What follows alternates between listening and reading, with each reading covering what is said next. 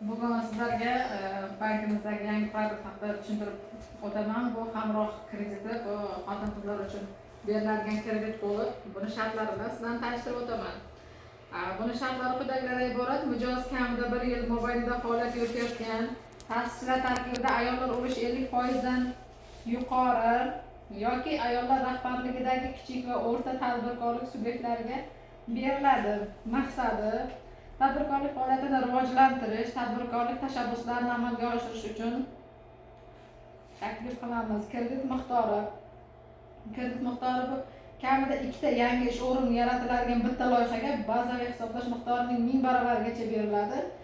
Kamida 5 ta yangi ish o'rni yaratiladigan bitta loyihaga bazaviy hisoblash miqdorining 4000 baravarigacha ajratiladi.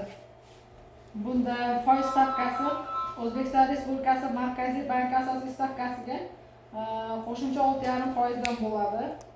Muddati loyiha o'zini o'zi qoplash davridan kelib chiqib 84 oygacha, imtiyozli davra 24 oygacha bo'ladi.